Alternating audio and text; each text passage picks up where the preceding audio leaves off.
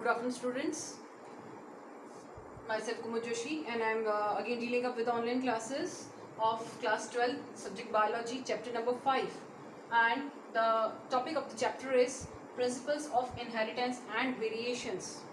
Now, whenever we are talking about this, that is the principle of inheritance and variations, it always talks about Mendelism. Now, Mendelism has been derived from the word Mendel, who is also known as the father of genetics, modern genetics. He is known as the father of modern genetics. His full name is Gregor Johann Mendel. So when we are talking about Gregor Johann Mendel, first we are going to talk about his life history, because that is very much important. Gregor Johann Mendel, he was born in a very poor family, and he was very much intelligent in studies, and because of this he got a place as a monk in the monastery of Brunn.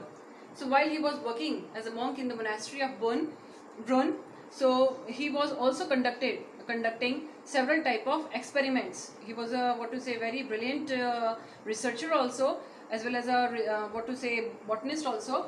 So while he was a monk in the monastery, he was conducting several number of experiments on various experimental models, and he succeeded in deriving the various laws of inheritance, which comes under the word Mendelism. So whatever he has derived, whatever observations he got, and whatever the results he derived from that, he noted them under, and he concluded them under 3 laws, and his research was published under a magazine. So we are just going to talk about what was his experimental work, what was his experimental model, what were the reasons of his success, what were the reasons of his failure, and what were the traits that he has very much studied during that tenure. So talking about Mendelism, as I told you all, that he conducted several experiments while he was a monk in the monastery of Brunn, and he selected pea plant as his experimental model. Pea plant as his experimental model, and the scientific name of this pea plant is Pisum sativum.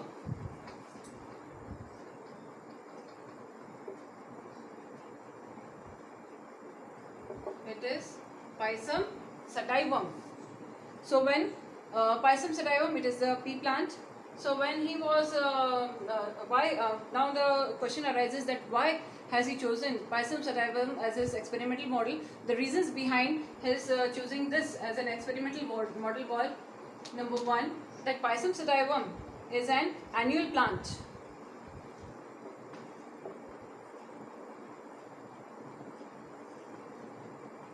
Pisum sativum is an annual plant. The flowers of this plant are bisexual in nature.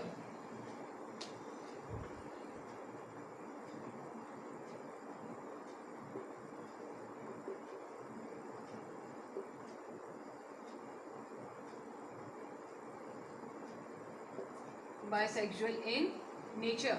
Since they are bisexual in nature, therefore it becomes very much easy to carry out the self-crossing, as well as self-pollination, as well as cross-pollination. It becomes easy to carry out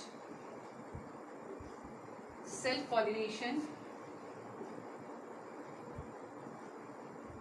and cross pollination. Since I am saying that it is an annual plant, therefore it becomes very much easy to obtain several progenies and in a very short period of time. It becomes easy to obtain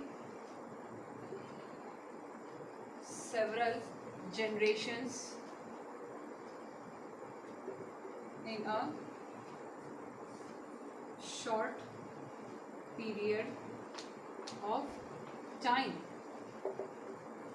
So these are all the varied reasons why Mendel has chosen pea plant as his experimental model. Now, what were the things or what were the traits that he used to study? While he was carrying out his experiment on the pea plant, he chose 7 pairs of the contrasting characters on which he conducted his experiments. And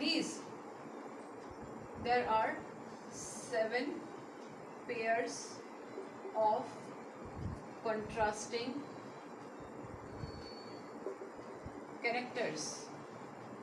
What are these 7 pairs of contrasting characters? Number 1, height of the plant.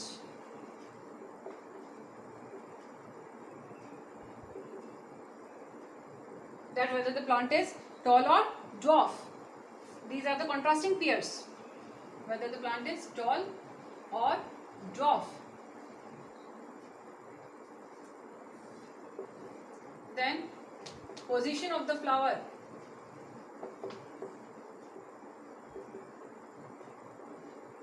Whether it is terminal or axillary.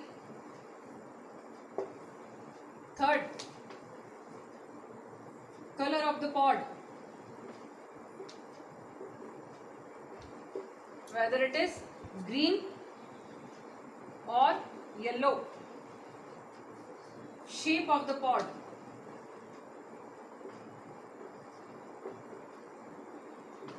Whether it is inflated or deflated. Color of the seed. Whether yellow or green.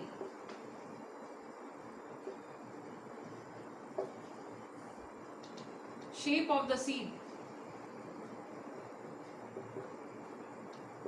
Whether it is round or wrinkled.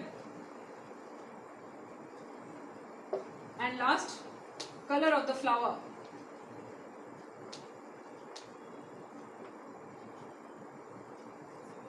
Whether it is purple or white.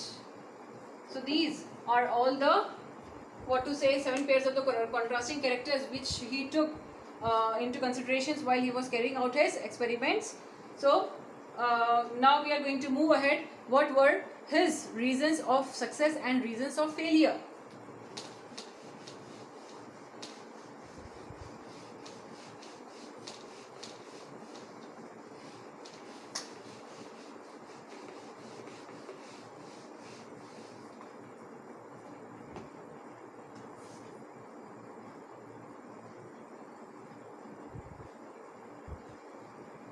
Reasons of success. So while Mendel was carrying out his experiments and when he concluded his results while he was observing his experiment, so there were various reasons for his success, because several scientists before him, they also tried to carry out such experiments, but they were not successful in their experiments. So what are the reasons behind Mendel's success? The very first reason is that he studied a single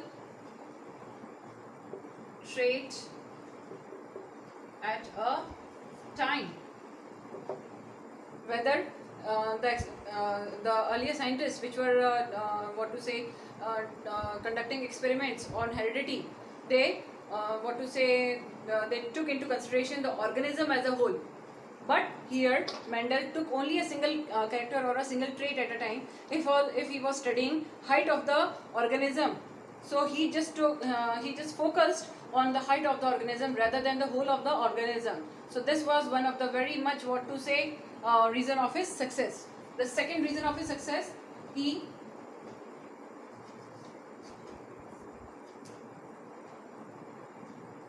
made a statistical record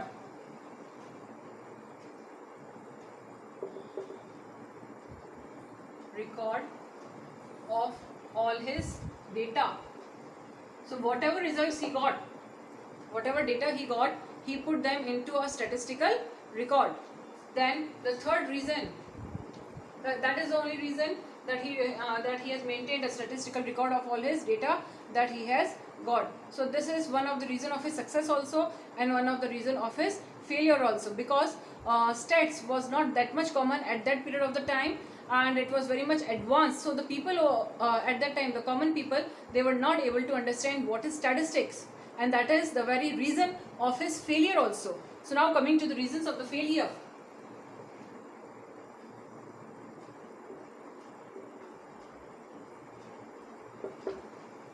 Reason of the failure, this is the again reason of the failure also, that he maintained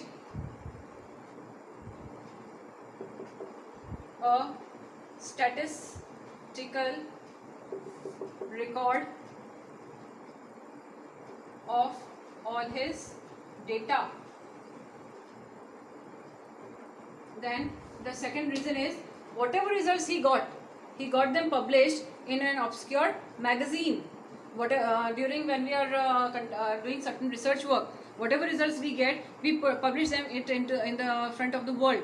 And there are certain magazines, that is if we are conducting research in the field of science, then there are scientific magazines. If we are conducting research in the field of maths, then there are magazines which are related to the maths field, accordingly to the social science fields, according to the history field, according to that geography field.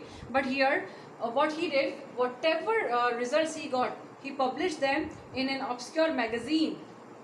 That is, obscure means that it was not known to the too much and more people at that time. It was almost hidden. It was unread by majority of the people.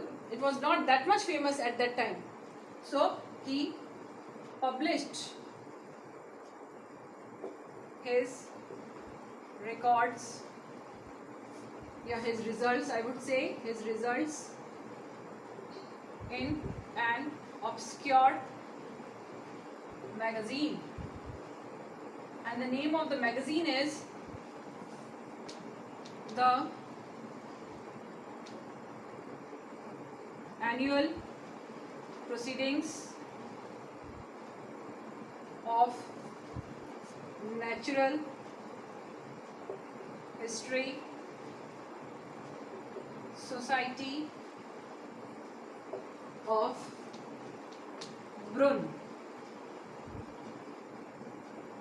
This was the name of the magazine, that it is the Annual Proceedings of the Natural History Society of the Brunn.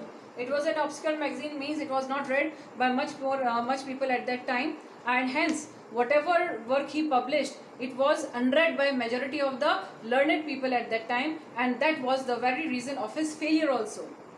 Now during his lifetime he did not got any fame of his work, because it was not known to many people at that time. Later on, after his death, 3 different scientists from 3 different parts of the world, that is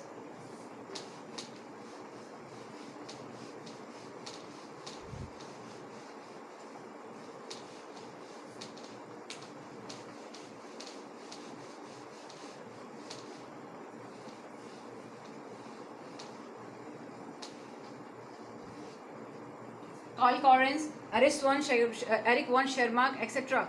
And Hugo de Vries. There are 3 scientists, that is Carl Correns, Hugo de Vries, and Eric von Schermach.